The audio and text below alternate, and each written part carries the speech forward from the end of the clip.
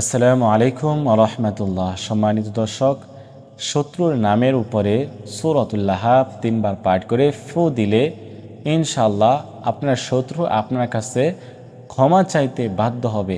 আপনার কোনো শত্রু থাকবে না, আপনার শত্রু আপনার কাছে ক্ষমা চাইবে এবং আপনার বন্ধু হয়ে যাবে ইনশাআল্লাহ। এবং আপনার শত্রু চিরতরে মুছে যাবে, কোনো শত্রু থাকবে না আপনার। যদি আপনি এই আমলটি করতে পারেন, আপনার শত্রু আপনার কোনো ক্ষতি করতে পারবে না। অনেকে এই পেরেশানির মধ্যে থাকেন যে অনেক ধরনের শত্রু রয়েছে, আপনার ক্ষতি করতে চাচ্ছে। অনেক ধরনের শত্রু, যেরকম আপনার বিয়ে শাদী ভেঙে দিচ্ছে বা অনেক আক্রমণ করতে যাচ্ছে বা অনেক ধরনের সমস্যার মধ্যে আপনি পড়ে আছেন। যে কোনো শত্রুকে দমন করার জন্য এই আমলটি 100% কার্যকরী। আপনারা করে দেখতে পারেন। কোরআনী আমল আপনাদেরকে আমি ইনশাআল্লাহ আজকে সহজভাবে শিখিয়ে দেওয়ার চেষ্টা করব। আপনারা সহজভাবে শিখে নিয়ে আমলটি করবেন, সকলেই করতে পারবেন। তো এই জন্য আমি বলবো যে আপনারা সম্পূর্ণ ভিডিওটি দেখে আমলটি শেখার চেষ্টা করেন। সম্মানিত দিনী ভাই বোনেরা, যারা এই চ্যানেলে নতুন আসছেন অবশ্যই চ্যানেলটি সাবস্ক্রাইব করে পাশে থাকবেন, যাতে করে নতুন নতুন ভিডিওগুলো সবার আগে পেয়ে যান। আজকের আমরা যে সূরাটি জানতে চাচ্ছি সেই সূরাটি হচ্ছে কোরআন শরীফের সূরাতুল লাহাব। এই সূরাতুল লাহাব হচ্ছে ছোট একটি সূরা। এই সূরাটি কোরআন শরীফের একেবারে শেষের পৃষ্ঠায়, শেষের দিকে রয়েছে। তো এই সূরাতুল লাহাব আমরা সহিহ শুদ্ধভাবে শিখে নেব।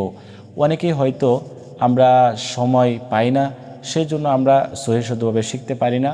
আমরা অবশ্যই সহিহ শুদ্ধ করে নেব, কারণ এই আমলটি করতে গেলে আপনাকে সূরাতুল লাহাব সহিহ শুদ্ধভাবে শিখে নিতে হবে। শিখে আপনি নিজে আমলটি করতে পারবেন। এবং এই আমলটি কিন্তু খুবই কার্যকরী একটি আমল। আপনারা অবশ্যই করলে অবশ্যই বুঝতে পারবেন যে কোনো কাজ হচ্ছে কিনা। তো আপনারা কি করবেন, আপনি যে কোনো সময় দিনে বা রাত্রিতে যখনই আপনি সময় পাবেন তখন আপনি পবিত্র অর্জন করে নেবেন, পবিত্রতা অর্জন করবেন, ওযু করে নেবেন বা গোসল দরকার পড়লে গোসল করে নেবেন। তারপরে আপনি কি করবেন, একটি কাগজের মধ্যে আপনার শত্রুর নাম লিখবেন।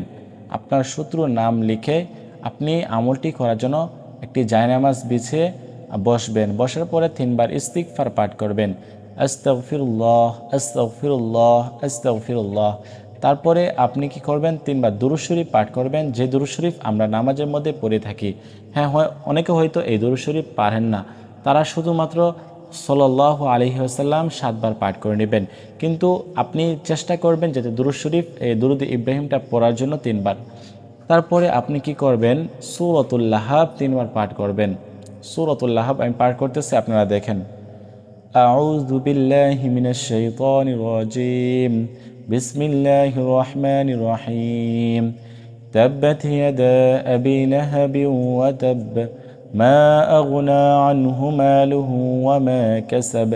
سيصلى نارا ذات لهب وامرأته حمالة الحطب في جيدها حبل من مسد।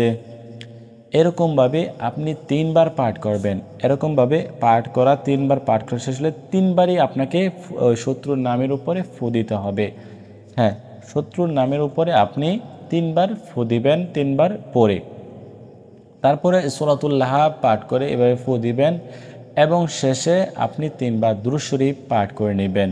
পাঠ করে নিয়ে আপনি 2 হাতের মধ্যে এরকমভাবে ফু দিয়ে আপনার শরীরটা এভাবে ম্যাসাজ করে দিবেন।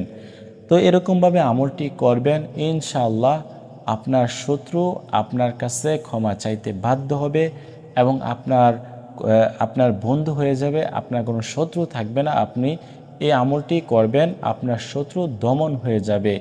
তো আমলটি বিশেষ একটি কার্যকরী একটি আমল, আপনারা সকলেই করে দেখতে পারেন। আজকের মতো এ পর্যন্তই। সকলে ভালো থাকেন। আল্লাহ হাফেজ।